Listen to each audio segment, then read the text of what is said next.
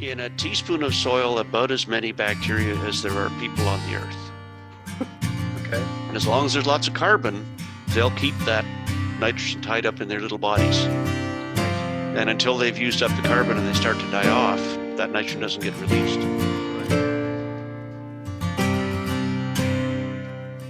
You're listening to the Maritime Gardening Podcast, episode 104, brought to you by Vessi Seeds. Well, folks, today we've got soil scientist Keith Reid here with us. He's the author of the book, Improving Your Soil. The subtitle would be A Practical Guide to Soil Management for the Serious Home Gardener. The title on the back, which I think summarizes the book best, Better Soil Equals Better Gardens. Why is that on the back, Keith? Is that the title you thought of? We shall never try to delve into the minds of marketing gurus. That should have been the title of the book. Yeah. So this is I think the third time I've had Keith back this podcast. You know, I sort of do things in seasons. So 2020, it's the third time I've had Keith on. I've had him on 3 times, not because his publisher has given me any money or promised me anything, not because he's given me any money or promised me anything. I asked his publisher for a copy of the book. I read the book. It's such a good book. If you buy one gardening book this year, buy that one, because better soil does equal better gardens. You look at my garden all the time, you think it's because I've got some special ability. I've got good soil, and I've got good soil because I'm doing the kinds of things Keith's suggesting in the book, and constantly trying to improve my understanding. I don't know everything. Constantly working on my understanding of how soil works, soil organisms work, soil systems work, and there's still so much to learn. I haven't got it all figured out. So we bring Keith back because he knows more than me, and he's worth putting the questions to. We can learn a lot from Keith. And I'm always happy to try to answer the questions. Keith, I guess, because people might be new, I've picked up a lot of viewers this year. Why don't you just give people a very quick rundown of your sort of credentials, why people should listen to you and as an expert in the field. Okay. Been a soil scientist, I guess going back to being raised on a farm, and then formal education in soil science at the University of Guelph. Ontario. Guelph, Ontario, yes. And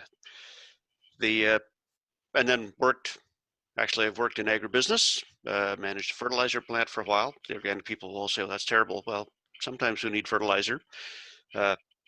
I've worked for the 22 years of the provincial government, now 9 years of the federal government as a soil scientist, dealing with those soil nutrients in various aspects. And all the way along have been a gardener, everything from a modest horticultural operation on my own farm to when we moved into town, just perennial gardens in the backyard in town. Avid reader, have worked on learning more about the soil. We'll never know it all. There's far more than we could ever completely understand, but we're getting a little bit of an understanding. Yes. And one thing I found is every gardening book you read, the author writes about the soil by what's in their backyard. And so it's right for their backyard. And there's such a variety of soils across the continent that it's wrong for everybody else. and really that was what I tried to do with writing the book, is say, you got to know what you're dealing with and then manage accordingly. And yes.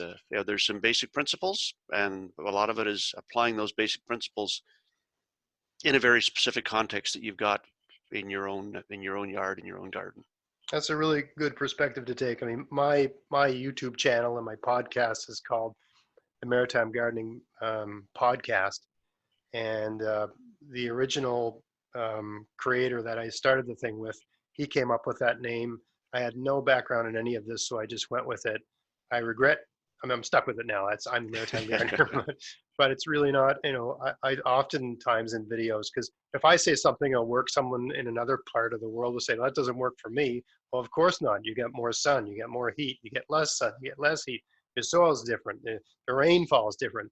There's all kinds of different reasons. So I'll try to, without getting, going down too many rabbit holes in a typical video, try to sort of add those disclaimers or, caveats that, this may or may not work depending on where you are. You have to adjust this thing up or down and so on and so forth, right? You have to understand your microclimate, your conditions where you are. and make adjustment. You stick with general principles, but you have to adapt to your situation because you can't affect your situation other than moving. And I should say to people listening in that are, you work for a fertilizer company. If you are an organic gardener and you read this book, you will love this book. Okay, so don't think that it's going to be from one perspective. Keith is a scientist. He's talking about chemicals, soil life, organisms. If you are an organic gardener, you want to be a better organic gardener, read the book or listen to the podcast at the very least. You will not be sorry. You'll be a better organic gardener if you add this information to your little mental lexicon, right?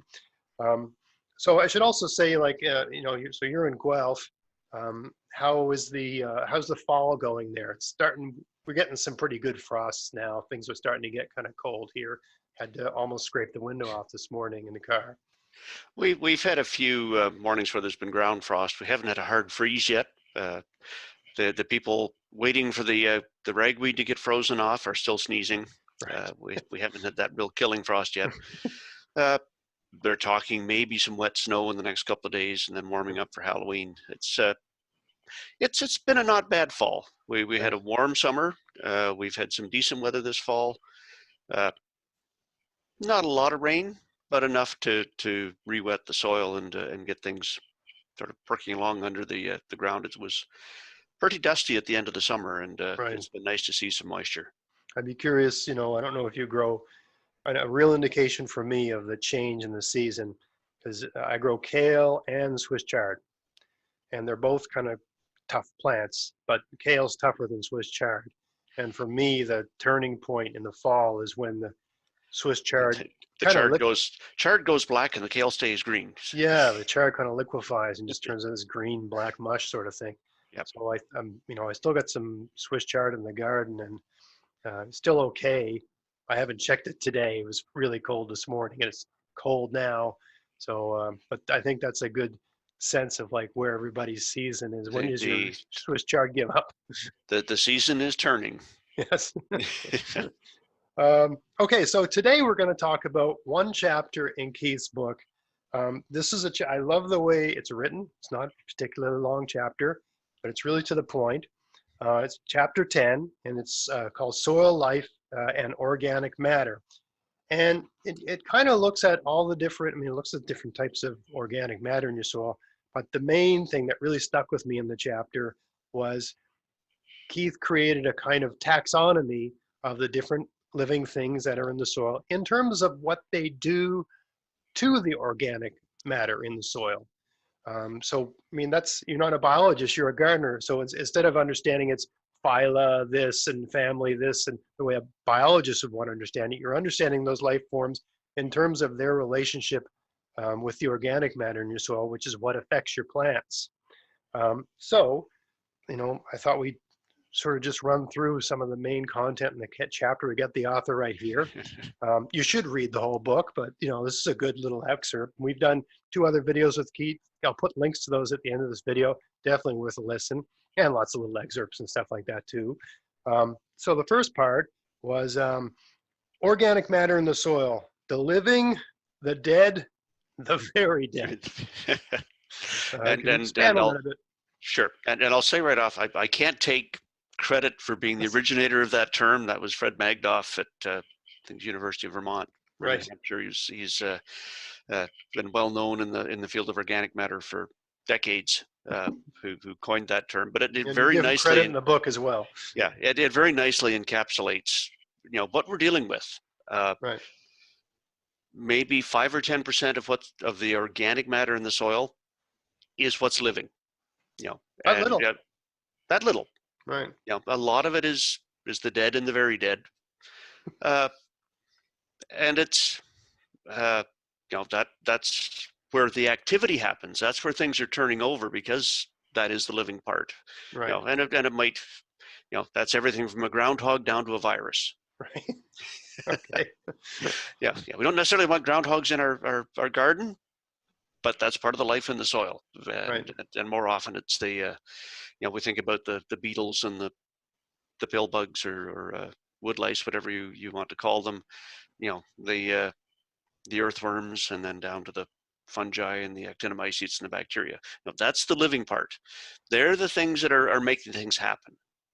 Right. They're, the dead, really, that's the newly dead. That's the plant residues. That's the living stuff that's died. That's the fuel that the living part uses. Right.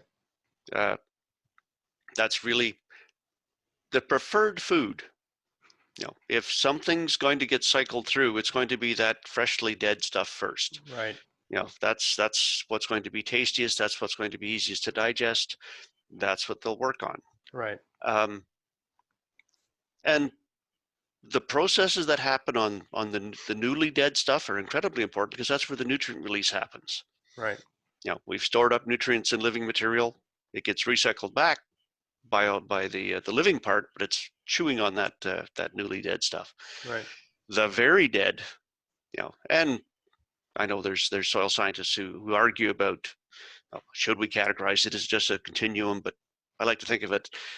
The very dead is the stuff that's been broken down. It's the term we use is humified. It goes from being brown to being black.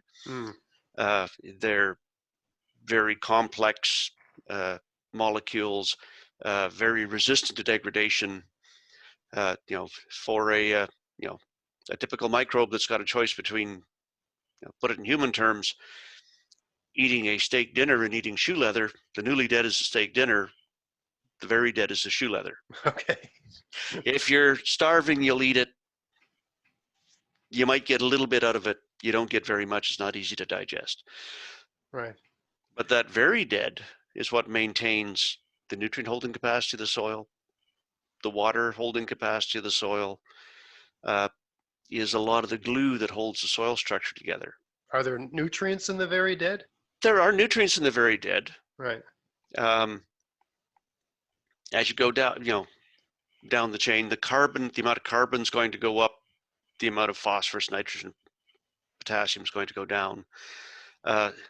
There will still be some, but not as many as in the newly dead, because in the newly dead, that's the stuff that will get cycled through and get taken back up by plants or used by the microbes in the soil. So let's say I go out in my garden and I use a bathroom on my soil. Am I adding newly dead or very dead to the soil? Actually, or neither? Yeah, if you pee in the soil, you're essentially adding urea. Right. Which or is uric acid or ammonia. You're adding nitrogen. Right. So that's neither. When you pee in the soil, you're adding soluble salts. That's it. That's there's really not much organic in your pee. There's no organic at all. You're essentially adding fertilizer. Adding fertilizer. So I'm trying. That's why. No, you're actually saying it's the same elements as in fertilizer. That's why I'm using that analogy. Sort of, trying to cross the bridge for some of my viewers. Yeah, here. I was going to say Miracle Grow, but I thought, well, if I just go, pee out there, so it's But if you pooped in the soil, the poop is a lot of newly dead stuff. That's newly dead. I see. Yeah. Well, actually, a fair bit of living stuff too, but a lot of newly dead. So, right. Readily degraded organic compounds. Right. Okay. Which is why livestock manure is used in farming, because it's food for those microbes. It's got stuff that's easily broken down and adds to that cycling in the soil.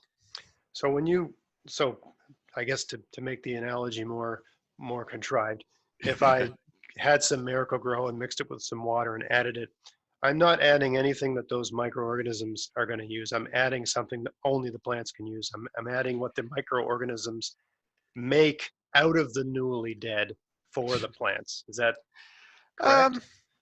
Not completely. Not completely. Okay. Not completely. If it's like a 20-20-20 Miracle Grow, say, okay. So 20% nitrogen, 20% phosphorus, 20% potassium.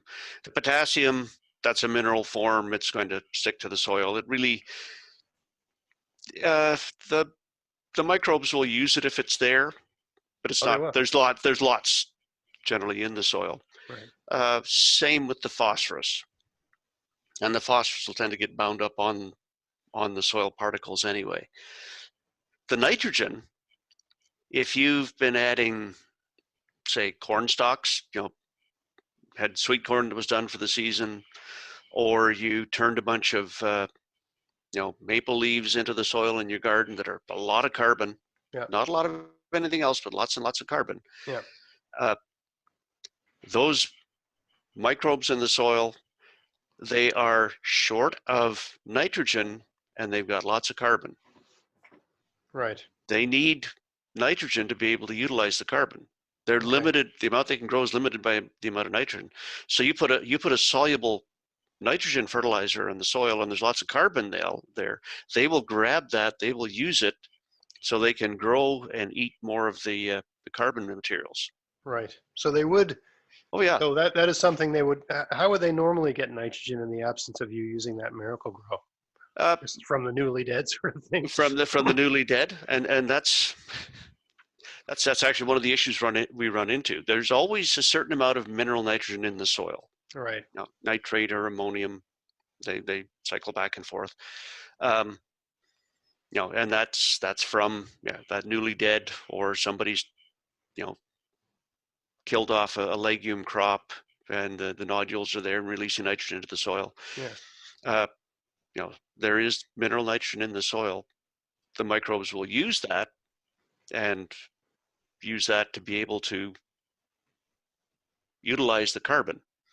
And all the time they're using that carbon material, they're growing, they're respiring. They're turning carbohydrates, sugars into carbon dioxide and water. So carbon's leaving the system as carbon dioxide as the microbes, break it down. Yeah. Yeah. But that rate is limited by the amount of nitrogen in the soil. Okay. And we see lots of people who say, "Oh, I'll be good to the soil. I'll get some leaves. I'll get some straw. It's lots of organic matter. I need more organic matter in my garden." And they'll work that in, thinking, "Okay, I have to work it into the soil. I have to, mix it in well." And then they try to grow potatoes or sweet corn or tomatoes, and they look pale yellow and they look sick and they do not do a darn thing, because you've got in a teaspoon of soil about as many bacteria as there are people on the earth. Okay. And so every teaspoon of soil, you've got that many microbes. They're saying there's carbon here. We can grow, and we'll grab all of that nitrogen and we'll use it for our growth. Mm-hmm. And as long as there's lots of carbon, they'll keep that nitrogen tied up in their little bodies. Right. And until they've used up the carbon and they start to die off, that nitrogen doesn't get released. Right. So you got to be careful when you add organic matter. You don't go overboard. Is that why? I mean, we're getting ahead of ourselves here, but it always seems to be the case. So, I mean, the way I tend to add organic matter to the soil is I just put it on top. I don't till it in. It's just on top. Yeah. So, and it seems logical to me that the soil organisms are they're acting on it at a rate that's more sustainable, because the very soil surface, there's some sort of exchange of nitrogen there, but all the soil that's below there, that nitrogen is really unaffected by the stuff that's on top to some extent. Really that it's only that carbon right at that interface. Yes. That's available to the microbes or the life in the soil. And so, if you put a high carbon mulch on the surface, you're not going to see the same effect. Right. Yeah. Maybe the first centimeter is depleted to some extent, but beyond that, it's pretty normal. And the amount of if you like, priming or increase in the microbial growth is going to be limited because you don't have the physical contact. Yes. Yeah. Yeah. So it's just a slow. Yeah. Well, it's happening the way it would happen otherwise. The way it would happen on the forest floor. The leaves fall. You have a mulch on top. It slowly breaks down, and the activities at that interface. Yeah, that's exactly what I do. Mm-hmm. Okay, so that's the living, the dead, and the very dead. Now, the meat of this chapter. You did this great section. I like the categories here. The types of organisms by, I would say, by my interpretations, by function. By function. Yes. So Yeah, let's get started. So the first of these was the shredders. Yep, yep. Uh, and that you think about making materials available to the small organisms in the soil. Uh, you put a a bean stem or a potato leaf, uh, or you add maple leaves on top. That's huge compared to the size of most of the organisms in the soil. Yes. So, and there's very, very little surface area. And a lot of the rate things happen depends on how much surface area you've got where things are going on. I So if guess, you've yeah, a got, leaf, to some of these things, a leaf would be like a sheet of plywood. exactly, Yeah. yeah, yeah. Or, yeah, take it to a human analogy. You've been handed a whole cow to eat. Yes. You don't want to eat a whole cow. You want No. to cut down into, bite-sized pieces, Yes, exactly. something that's accessible. And that's really what the shredders do, is they're the ones that go in and do that first sizing it down to smaller pieces. Right. And you're right. I'm not a biologist. I know a bit of biology, know enough biology to get by. I'm not a biologist. I'm certainly not a taxonomist. Right. I also know there's far, far more variation in what particular species will do those functions in different areas. Right. And the important thing is understanding, well, yeah, what is the function? What do they do? So you've got the larger soil animals that will take the big pieces and break them down into smaller pieces. So it's like, So, maybe 3 examples of that. yeah, so the obvious one is the earthworm. Yeah. You know, uh, and yeah, we'll get back to in more detail to different types of earthworms later. But Yes. what a big part of what they do, they will, particularly the larger earthworms, they'll Right. grab a leaf, they'll chew chunks off the leaf, and as it passes through their body, it gets ground down into smaller pieces, Right. and they digest some, they get some nutrition out of it, but a bunch of the nutrients that were in that leaf that they ate go out the back end. Oh, like a good example would be like a cow. The grass goes in the cow, and when it comes out of the cow, it still kind of looks like grass. Yeah. As the cow gets bigger, so the cow's getting something, but there's a lot of grass left There's over. a lot of grass left over. Yeah. Right. Would slug be another kind of shredder? A slug or a snail would be a shredder. Yeah. This was a key thing when I read this book, is, a lot of gardeners, we hate slugs, we hate snails, we watch them destroy our stuff. And reading this chapter, I may have come across this idea that they break down stuff before, but it really got me understanding the role the slugs and snails play in the soil, because we always just think of them as this problematic pest, but I didn't really understand that they may be as important as earthworms in terms of breaking stuff. They don't just eat living stuff. They eat there's all kinds of different slugs and snails, and that they eat kind of whatever they can get their hands on, and they eat a lot of stuff that we don't see them eating. That's right. Yeah, slugs especially, they like to be underneath. Yeah, they want to hide. Hidden from sight. They only, and yeah, they'll come out at night when we provide them with a banquet of really nice stuff to chew on. But generally, they're staying pretty close to the ground. They're not going. We very rarely have slug feeding or snails feeding on mature tomato plants.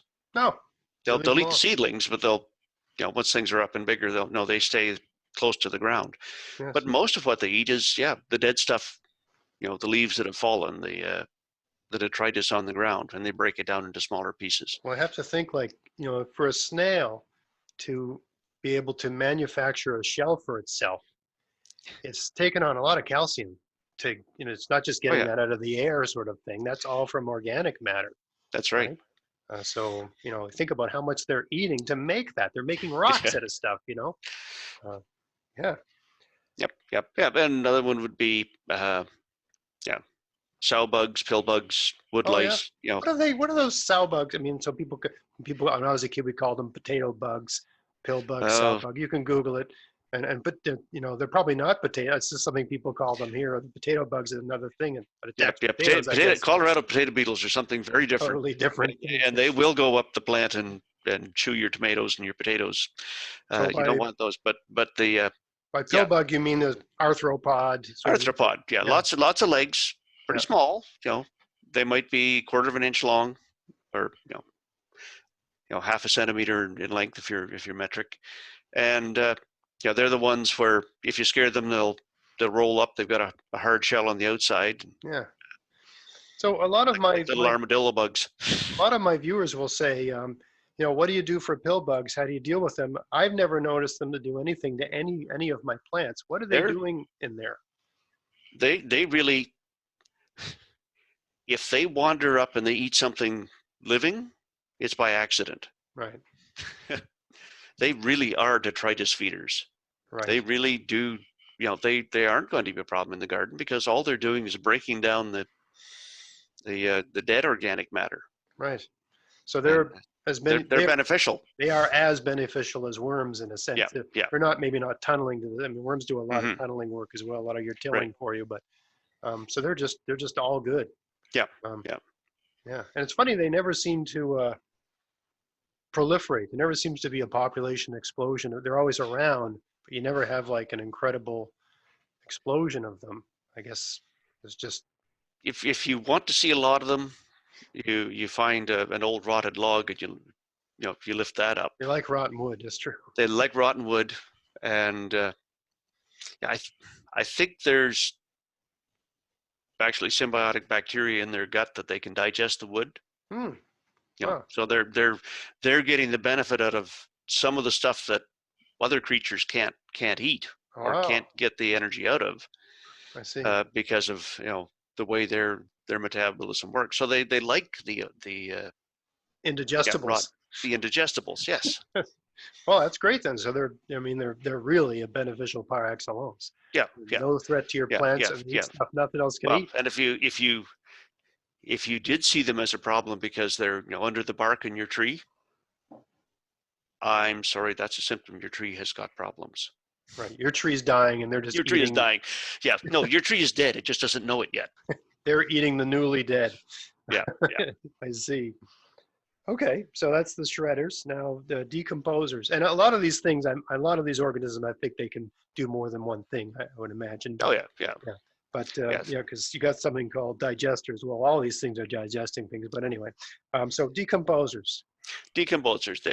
This is the category that really, if you like, does the rotting. And the biggest part of this would be the fungi. Right. They have the fungal mycelium that will spread out, but those mycelium also release enzymes that will actually penetrate materials and get in and start to break down bigger pieces and render them more available to the smaller organisms. So that's if you see if I'm sure you've lifted up your mulch, when it's been moist weather, and you'll see, there's web of white hyphae. Yeah, that's right. That's the fungi that are growing in there that are breaking down that mulch and getting the nutrients from that mulch. Right. Some bacteria will do the same thing, but they're a lot smaller. Right. Actinomycetes will do the same thing, but again, they're sort of intermediate in size between the fungi and the bacteria. So it's when we talk about the decomposers, it's most often the fungi that we're talking about doing the biggest part of that work. Right, and then by decomposing something, they're changing its state, its structural state, so that it can be more digestible by other things. Yeah, and really opening it up that you've got more surface area that's accessible to other critters. Right. Yeah, I've always been amazed at wood where you have this hard stuff that you can barely whittle with a knife, and over time it can become sponge-like where you can literally squeeze it and water will come out. Yep. And that was something you could have used as a club, a few years beforehand. Mm-hmm. And the bulk, it really nothing's eating that wood yet. It's just decomposing, and that's to a large extent, I would imagine, fungi doing that work. Yep. That's exactly right. But if you think about if you ever go to the bush and cut wood and then pile it to make it, let it dry. Yeah. Stuff that's up off the ground, no rot. Yes. The stuff that's on the ground, and it'll just be the bottom of the log where it's touching the ground. It's doomed. It's because it stays moist there, and you've got the contact where the fungi, for those fungal hyphae, can grow up into the wood. Right. Yeah. I mean, So it's very, very much dependent on the environment. Yeah. Yeah. Well, and it goes to your analogy of more living things in a teaspoon than there are people on the earth. That's right. That you just look at that forest floor as just some leaves and stuff, but it's just crawling with life, right? just waiting for an opportunity to decompose something, right? The right conditions. Everybody's hungry. All right, so it's the decomposers, the digesters. Yeah, and that's where we get into the bacteria. They're actually taking it the next step down to the simplest compounds and incorporating those materials into their bodies. Right. And using enzymes, bacteria don't have mouths per se. They tend to take stuff that's already soluble, or else they'll release an enzyme that dissolves it, and then they will absorb it that way. Right. I think it's also it's hard for us humans to understand these different forms of life and their life cycles, because we think, okay, there's a worm and it's doing worm things, and there's a bacteria and it's doing bacteria things, but we're thinking like a human, like it's going to do it for 90 years. I mean, some of these things are, it's like alive for like a day or two, and then it's dead, and then something eats it, or something decomposes, and then that thing is alive for a week and it's dead, sort of thing. Like these things are living and dying. The rate of the death rate, the rate of turnover.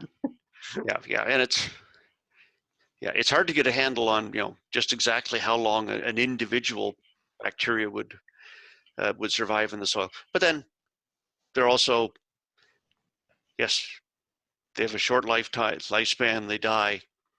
They also multiply. They split. Yes. They split again. So they can, their numbers can increase very, very quickly.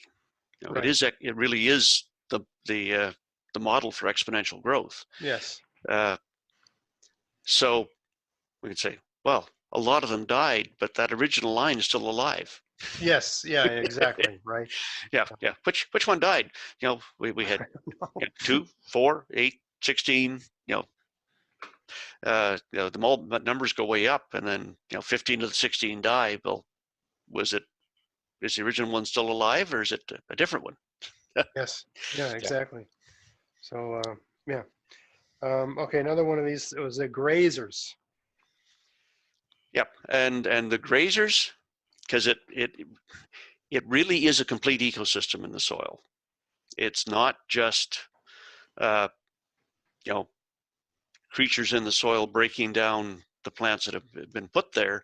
There are other critters that say, I can use what's growing on the decomposing material as a food source. I see. So we have, at a microscopic or submicroscopic level, we've got the equivalents of the coyote and the fox and the jaguar and the lion. Only in this case, it's the paramecia or the amoeba that will go along, and they will, and the nematodes, and they will go along, and they will eat bacteria, and they will eat fungi, and they will eat actinomycetes. They're specialized predators. Right. Yes. So they're going in and saying, I'll take advantage of that, and I will use that for my purposes. Right. That's an analogy. I try to simplify things on my YouTube channel, but I think, like, you look at this soil system, and what's going on in here is that there's a whole bunch of things living in here, and every one of those things, something's essentially going in one end and coming out the other end. Yep. And just the other day, I had a viewer, and they were talking about manure, and which cow manure, pig manure, chicken manure, that sort of thing, and what do you use? And well, I said, I've used all of those different things over time, but in recent years I just mulch my garden, but I still have manure in my garden because the soil life is there. It's making, I mean, every time I add a new, layer of mulch, I'm basically feeding that system. Right. And there's things acting on that mulch, and there's stuff going in one end, there's stuff going on the other end. Everything's killing each other and feeding on each other. And there's just a whole lot of digesting going on. And the outcome of digestion is manure. So I've got like insect and, tiny animal manure, but it's all Right. manure. It's just, not manure you can see in any particular way, but it's still manure, in my opinion, anyway. Yeah. Yeah. So if a paramecium goes and grazes on a bunch of bacteria and then poops out its waste, a lot of that waste is just exactly the same as livestock manure. Yeah, you just got paramecium manure. Yeah. It's Very, smaller than very, a grain very, of sand. very, very, very, very small livestock. Exactly. But I mean, it's great because I didn't have to truck it in, no, it's just there. It's just waiting for more, Yep. just saying, please feed me, give me more. Okay, so that's the grazers. Now the hunters. Yeah, and the hunters are being much more active, and they're More the so ones than a that grazer. more so than a grazer. That's, if you like, the next step up in the food chain. Right. They're So eating the moving things. they're eating the moving things. Right. And that may be the small insects. It may be the mites in the soil. Uh, the springtails. It may be another generation of or another class of nematodes. Right. They're nematodes that are actually hunters, and they will hunt down the. They wouldn't bother with the bacteria, but a nice juicy paramecium or an amoeba, that's something that's worth going after. Right. And why are the hunters good for this? What role are they playing? It's Yeah. beneficial. Again, they're helping cycle through nutrients. Right. You know, they're again maintaining the balance. Yes. Yes. If you have too many grazers, the bacterial population will get depleted. We don't want that. Right. Yes. The hunters help keep that in line. If Okay. there's too many, so you'll get ebbs and flows in soil life. The same way, it's the same as the model of the lynx and the bunny. Yes. Rabbit population goes up, lynx population follows, and then they run out of bunnies and population crashes. Yeah. Same thing will happen in the soil. Okay. Okay. So they're sort of like the governor in Yeah, a sense, keeping things. Okay. And so then the next, and we got like 3 categories left here, just so people know this is going to end at some point. Yeah, it doesn't go on forever. No. We could talk for hours, but we won't. So the next one is the fixers. What's a Fixers? Yep. And fixers, they are actually really neat because they take atmospheric nitrogen, which plants can't use. You have to remember, 78% of the air we breathe is nitrogen gas, but it's pretty inert. Plants can't use it in that form. The fixers will actually take that and convert it over into ammonium N. Right. So into a form that plants can use. Which is what we want. It's what we want. Right. And there's 2 different types. There's free living fixers. Some of those are the blue-green algae, or cyanobacteria, we call them. There's other ones that are actually feeding on the root exudates, what the plant roots are kicking out, getting the sugar, the carbohydrates from there, Right. and use that as fuel. Like what's on a bean or a pea plant? Legume? No, that's there will be some free living nitrogen fixing bacteria on any plant root. Okay. All right. Yep. So on a wheat plant or a corn plant, or on rice, if you're in the tropics on a rice plant. Really? Yep. Okay. Interesting. I didn't know that. They don't generally provide enough to keep the plant going or to meet all of the plant's needs. They'll Right. give some. They're Right. there, but they, we and maybe we just haven't taken full advantage of them. It probably is more important in some of the perennial systems or the forested systems, especially if they're very, very low nutrient to start with, and that's the only place you get nutrients. Right. But that's in a garden, They're there, but they don't do a whole lot. The ones that do, if you like, are turbocharged are the symbiotic nitrogen fixing bacteria. And those are the ones in the nodules with the peas and the beans. Is that your next category, symbionts?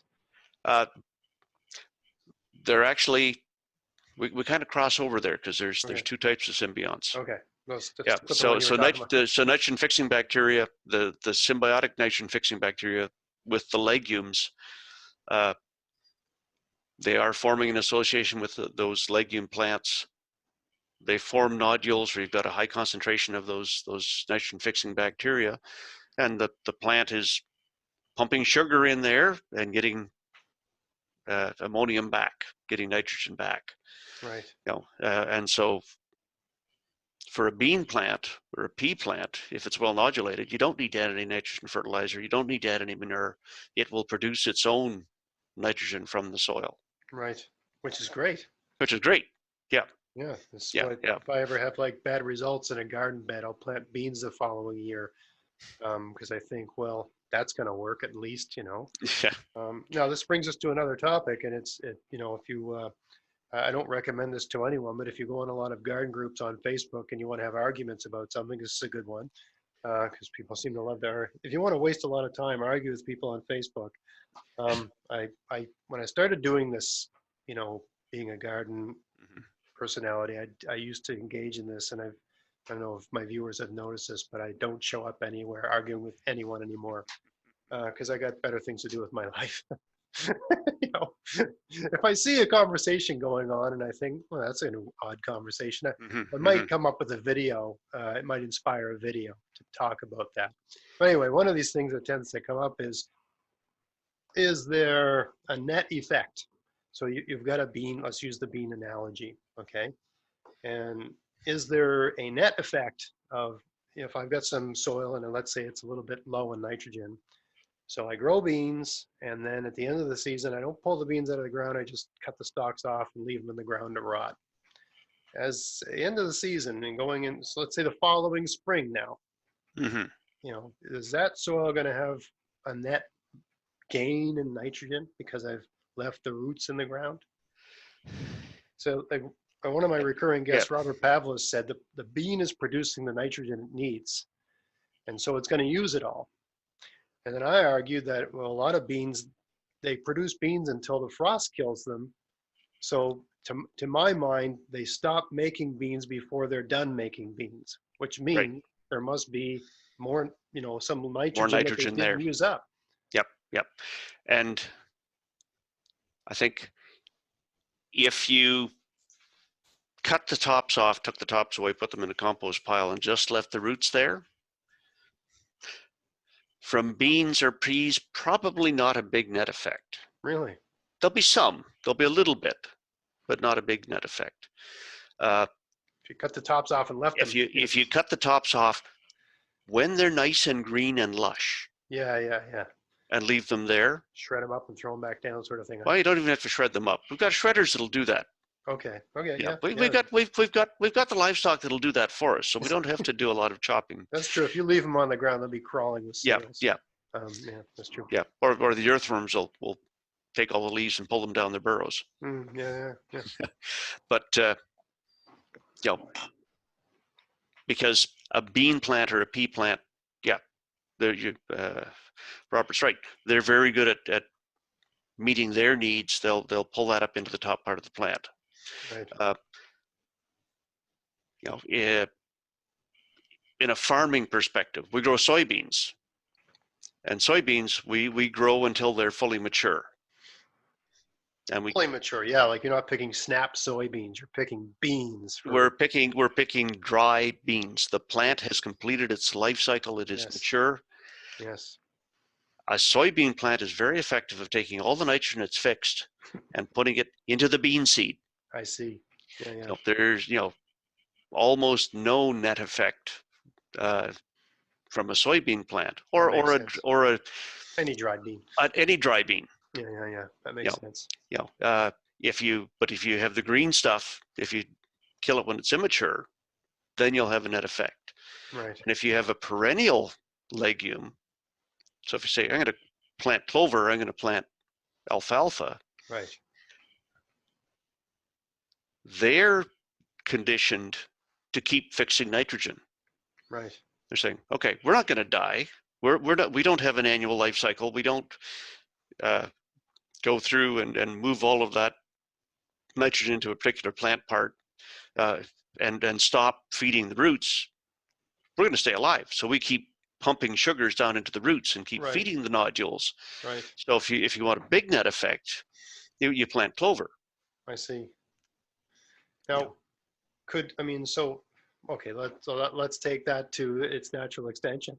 If we got clover in the ground, and if they're perpetually increasing the nitrogen content in the soil, are they going to toxify the soil with, too much nitrogen? Like the way, like if you had have you ever seen a part of a forest where blue heron roost, right? They just denude the entire area, right? If anyone's ever seen this, these creepy little forests where blue herons live, and everything's dead. Yeah, that becomes self-regulating. Becomes self-regulating. Yeah, and let's say plants are lazy. Right. So if they've got enough nitrogen, they're going to stop sending as much sugar to the nodules. I see. Right. And I would imagine that once that nitrogen content was up to a certain amount, other, field plants would be inclined to move in a little bit. So things like that start sort of living with the clover, and it's not. Well, yeah, it's an interesting observation. Either in a pasture field where you've got grasses and clover, or even in a lawn where somebody seeds some white clover into the lawn. Yeah. And you'll see, you plant the clover, and if the lawn hasn't been heavily fertilized, the clover will grow like gangbusters. Yes. And it'll almost choke out the grass. And then the grass will take advantage of the nitrogen the clover is producing, and the grass will come up, and it will almost choke out the clover. Right. And then when the clover gets thin enough, the grass starts to die down. The clover comes back up again. So you get this alternating back and forth between clover and grass. Right. Yeah. So it's I got a patch of my yard back in the backyard there where it just seemed to go bare this year, and it's gotten worse and worse every year. So I got a whole bunch of clover at one of these farm stores, threw it everywhere, and it's all green right now. Right. So I'm hopefully, I like clover anyway. So my hope is in a year or two, I just got a bunch of stuff there and it looks green enough, and I don't really care what it is. There'll be some grass there eventually, because if, that, once it gets to the situation they want, it will be there. So that's fixers, and then there's symbionts, which we sort of touched on. Symbionts, yeah. So we touched on the symbiotic legumes, or the nodules, which is one form of symbiosis. Another one is the mycorrhizal fungi. Okay. Yes. And this is a huge one. Lots and lots of chatter about mycorrhiza, and that's really fungi that the hyphae colonize the roots, and return for some of the sugars from the plants, they're transferring water and they're transferring nutrients into the root. Right. So in essence, if you've got lots of mycorrhiza, you have expanded the rooting area by tenfold. Yes.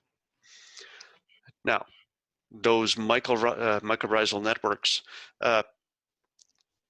they're pretty fragile. So if you go in and you work the soil, if you rototill the soil, you break up any mycorrhiza that's there. Right. And it has to sort of regrow from scratch. Right. If you've got a tree, pine trees, oak trees, maple trees, they'll have very extensive mycorrhizal networks that expand the root system of those trees because they're there permanently. Yes. So in a garden that we don't do, much soil disturbance, we'll have a healthy mycorrhizal community. So they will actually help to feed the plants and keep going. So that's one of the great things about mulching rather than rototilling. Right. Yes. Well, and that's odd argument that I get sometimes. People will say, and you tend to be permaculture gardeners.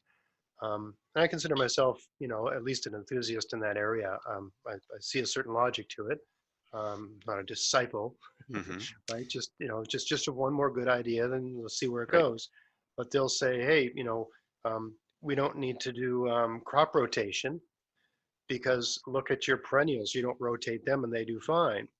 And one of the counter arguments I make is that, yes, but those things are tapped into these massive mycorrhizal networks. So, I mean, number one, the root systems of a perennial gets bigger. The root system itself gets bigger every Bigger and year. bigger. Yeah. So the plant's basically, it's finding new soil. So, I mean, it's not being rotated, but the roots are literally getting more, they're just expanding. On top of that, you've got these mature mycorrhizal networks attached to those roots. So it's a different category as opposed to like planting some, tropical plant that's got no business living in Canada, like a tomato. I mean, it's just a different sort of situation. Um, It's a different situation. Uh, and it actually gets into the last category of the okay, pathogens, where if you're continually growing the same plant in the same place, you'll build up population of pathogens that are specific to that plant. right, Uh, so if you're going to control plant diseases, going to a totally different species will help to mitigate that. It sort of says, okay, we'll grow tomatoes one year, we'll build up a population of tomato pathogens, we'll plant onions the next year. Tomato pathogens can't live on onions, so they die out, they starve. yes, yeah, And doing that same thing, and it means you have to be careful not to follow your tomatoes with potatoes because they're the yes. same family, the same group of pathogens. Eggplant and peppers and all Eggplant, that. yeah, yeah, Yeah. yeah. Uh, so there is always a population of pathogens. Uh, Bacteria, I think, are opportunists, Right, and if you give them an opportunity, they will take advantage of it. right. Yeah, yeah, yeah. And some of the other things, and different pests as well. And different pests as well. And Yeah. So if we've got too simple a system, uh, we'll build up uh, harmful nematode populations, like the root lesion or the root knot nematodes, right, or we'll build up pathogenic bacteria, right. or we'll build up pathogenic, the verticillium fungi, That's true. those And types of things. I mean, perennials are not immune to pathogens and not immune to disease, but it's possible that most plants that have evolved to be perennials are probably a little bit more. You think of like a lot of your annuals, they're almost adapted to being eaten and crapped out somewhere else. Yep. Like so they're Yeah. Yeah. like they're just naturally being rotated whether they like it or not because they're going in and they're coming out. So, or the seeds, the seeds are broadcast by winds or things like Hmm. that. So that Hmm. it's okay. I'm growing here, but next year I'm gonna grow way over there where the wind took me, sort of thing. East of here, sort of thing. Um, I like to use the analogy that yeah, Mother Nature always wins, but she doesn't care about us at all. no, exactly. We're not part of the equation as much as we try to make ourselves part of the equation. Okay, so the last topic, there's something you mentioned in the, and this is something that tends to come up a lot too when people are discussing worms. They'll say, "Oh, you have to have red wigglers, uh, you know, uh, um, night crawlers aren't the same thing, and you got to have the right kinds of worms, or your compost isn't going to work." So in this chapter, you talk about worms. You say there's 3 different kinds of worms. So can you talk about that a little bit? Okay. Okay. And the earthworms a lot of people think about are the night crawlers, Big uh, ones. the big ones, the big ones. If you're a fisherman, that's what you want because it's easy to get on the hook, and it looks like you've got a whole lot of bait there when you've got a big night crawler on the hook. We used to Uh, sadistically divide them up into little, inch-and-a-half long pieces. um, Poor things. well, yeah. If you're frugal, you want to get as much bait out of one worm as you can get. But yeah, those worms. Uh, I guess first thing is in North America, all the worms are introduced, Oh, or at really? least in northern North America, in Canada. Okay, talk about that a little bit. That's interesting. What do you mean? You think about after the last ice age, when there was a mile of ice on top of us, there was no earthworms living in the soil. Okay, that's a good point. Can't argue with that. Yeah, yeah. Uh, so, and various ice ages have covered a lot of North America. Right. So most of our earthworms are introduced, and certainly dew worms or night crawlers are introduced. Uh, the neat thing about night crawlers is they form vertical burrows. They will have, a hole half a centimeter across, going straight up and down. And when the conditions are right, they'll come up. They'll most times anchor their butt in the top of the hole and reach out as far as they can and pull stuff back down to their hole and make a little midden on top. Right. Yep. I've seen that. Seen that? Yeah, yeah. You've probably seen little piles of bean leaves. They love bean leaves. Yes. The and they'll that'll be a store of food for hard times, and it also is sort of an air conditioner for their burrow. It helps to keep things moist down there.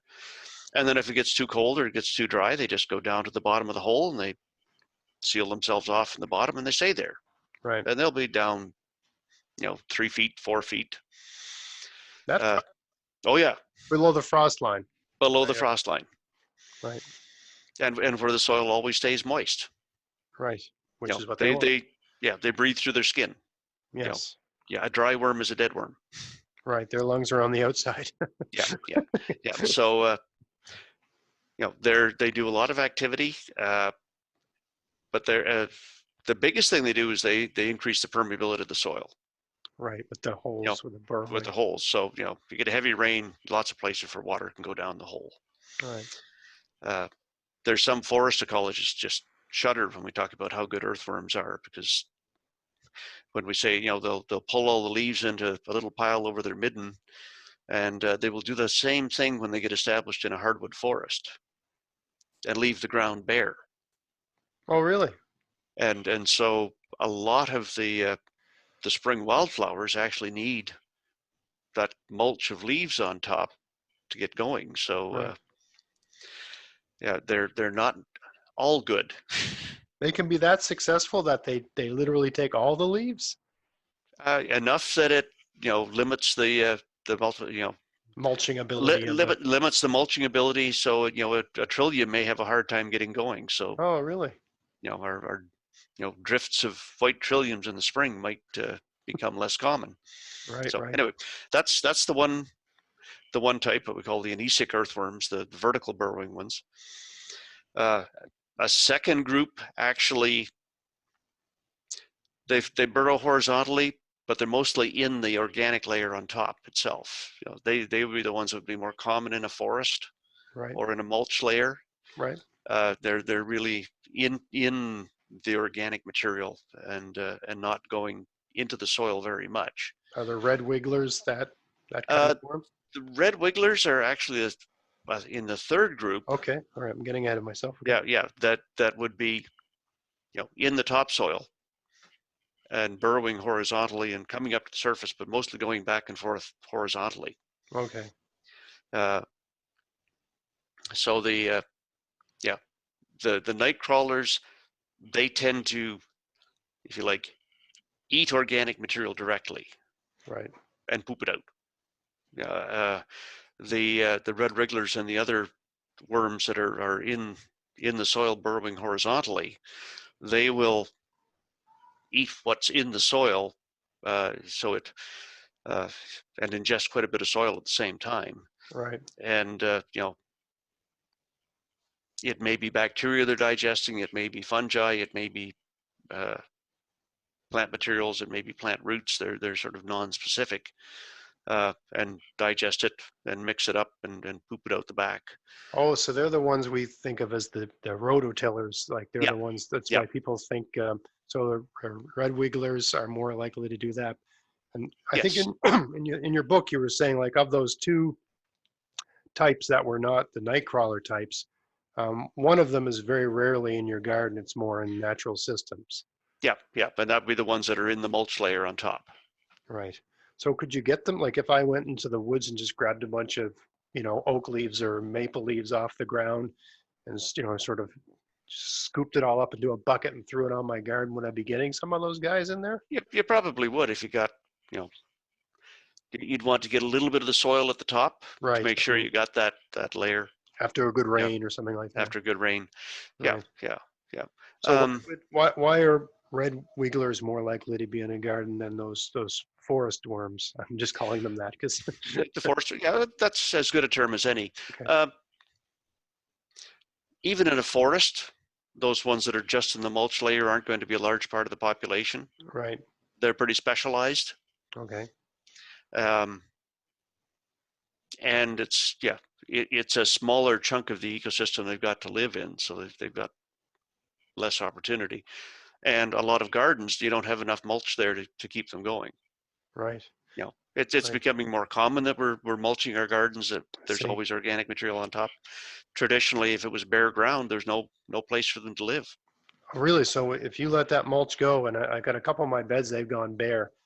Can they hang out for like a week or so? Like they must. Yeah, They're really if doomed if they're you if they're you can't totally let bare, that go.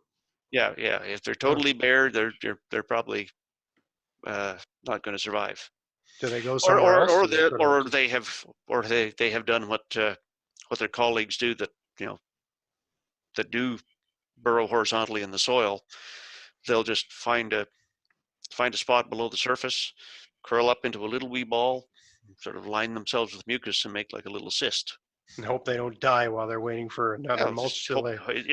hope it slows down the drying out enough that they can hold out until the next time conditions are favorable. What do those worms do? I mean, so our night crawlers go down 3-4 feet. What do those ones do in the winter? Uh, yep, they hibernate near the surface. They can just take it. They can take it. Ah, They'll be in that little cyst. Now, ah. a lot of them will die out. A lot of them will, it will be the eggs that survive, and then hatch in the spring when conditions are right. Should ask you since I got you here. Sometimes when I'm like, I'm in the soil with my hands a lot, and sometimes in the soil I'll find these little yellow balls.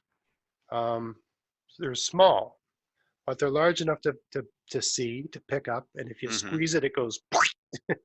So it's like a hard yellow ball. It looks like what size is it?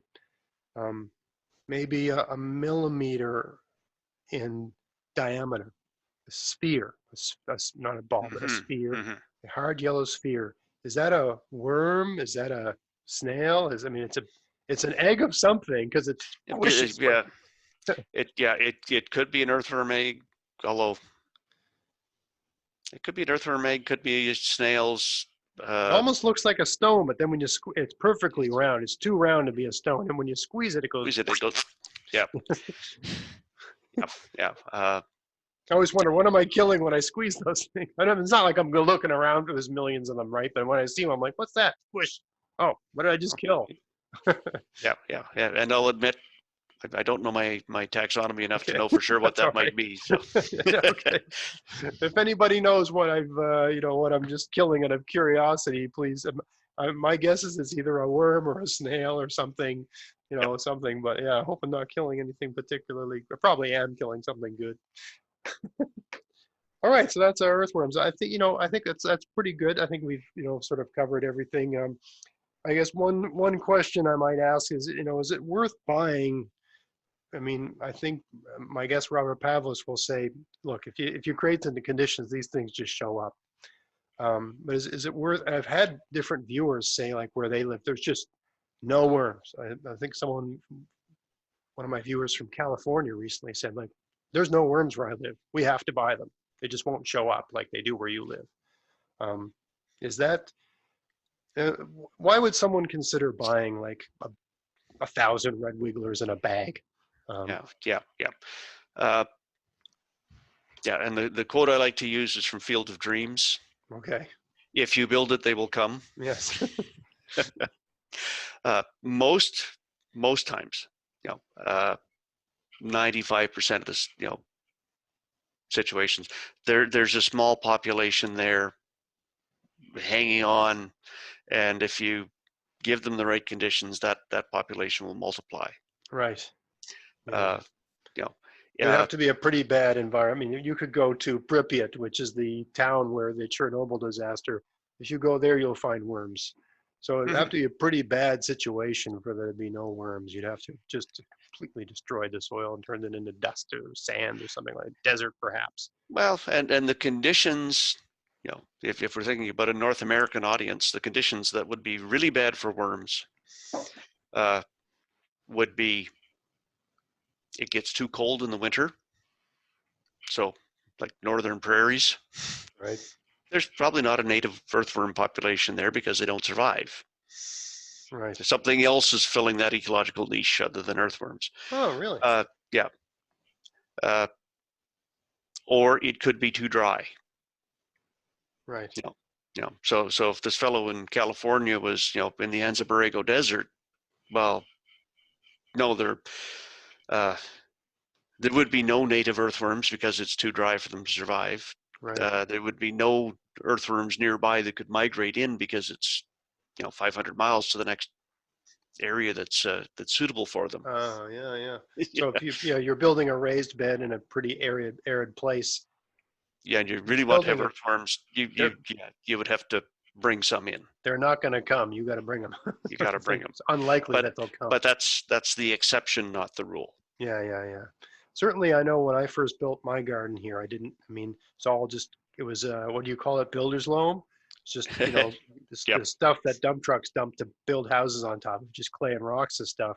And there was not a lot. I mean, there was worms around, but like if you had a 4x8 garden and you turned over the soil and half of that, you might find a worm or two. Hmm. Whereas now, if I jam my hand in and pull it out, there'll be a worm in my hand, right? Yep. Yep. That's just from adding all this, is building it, and but there was worms there. I just, Hmm. Hmm.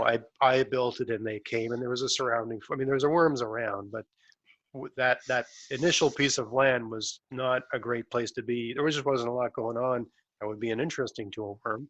And as I added different things, and I added when I first built it, a lot of horse manure, like Hmm. truckloads and truckloads of horse manure to get things started, which really, for anyone that's starting off with crappy soil, it's probably the cheapest shot in the arm you can come up with to, sort of solve that. If it's all clay and rocks and stuff like that, and you're trying to loosen things up, and it's pretty good because you can't over manure with horse manure. It's such a weak manure. It's a good. It's much more difficult anyway. Yeah, yeah. It's probably Yep. exactly. Yep. You did talk a bit about worms, for composting, Yes. and vermicomposting is a very specialized little niche. Right. And the conditions in a vermicomposting pile may not be like, they won't be the same as in a garden soil. Right. And for that, you may want worms that are specifically adapted for that. Right. Something that's a little, used to a little higher temperature, a little higher salts. Right. Right. That can take A that. little that can take that. I see. I would also, want to be careful about, just dumping that out into the garden without Right. taking, screening the worms out. Right. I don't know a lot about them. I have seen some posts about, in the southern states, they're getting invasions of, they call it a jumping worm. Jumping worm. Yeah, which apparently is not good. I don't know enough of the details, but it's an invasive species. So, Do they attack other worms? Are they some sort of like worm predator? Or are they? I'm not sure if they're a worm predator or if they actually have a taste for garden plants. Oh, that's not good. That's not good at all. Yeah. So yeah, you probably want to stay away from that. Mm-hmm, mm-hmm. Um, So in any case like that, you want to be careful. Am I bringing in an exotic? yes. Yeah, and that's the other reason for trying to, as much as possible, work with the native populations and build them up. Yeah, just build it and see what happens. And if you're Mm-hmm. 4 years in and you got no worms, maybe you want to think of, but even then, yeah, you probably want to go to your local garden center and, hopefully they've got something that sort of works in that area that's local or relatively local. Or go to the bush or go to a neighbor who's got a good garden with worms and just get a shovel full of soil. Yes, there you go. There's a simple solution, and there's a cheap one too, which is right after my own heart. All right, Keith. Well, man, this has been great. I was going to try to just bookend this year with the year of having Keith on. I've enjoyed having you so much on the podcast. I probably might give you a call next year to do another chapter of your book if you've got the patience for that. It's been I know my listeners. I'd be pleased to do that. It's been a lot of fun. Okay, great. Everybody listening, if you enjoy this content, if you enjoy the podcast, you want to help, sort of contribute in your own way. I got a sponsor, Vessi Seeds. They have a coupon code GAVS20. It's good to the end of 2020 if you still want to buy your seeds before the next year. I'm working on a deal with them to sponsor me for 2021. New coupon code. I mean, basically the deal with the coupon code is free shipping, even if you buy like apple trees, right? So it's not free shipping on just anything. You can't buy a rototiller and get free shipping on that. But the details are in the description box or the show notes for this episode. But certainly seeds, sort of thing. And as long as there's at least one pack of seeds in with your order, you get free shipping. That's good to the end of 2020. If you enjoy the show, you want to help support the show. They sell something you need. Just buy what you need from them. That helps support my show. So everyone, I hope you found this as educational as I did. If you're looking for a good book, or if you've got that gardening friend you want to buy a good book for,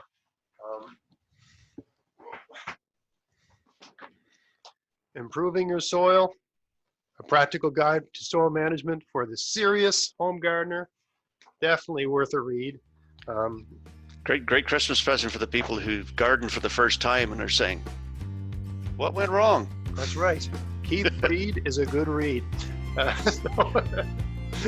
I hope you enjoyed this, everybody. And until next time, get out there, get at it, have fun in your garden. Keith, thank you so much for joining us again. My pleasure. All right.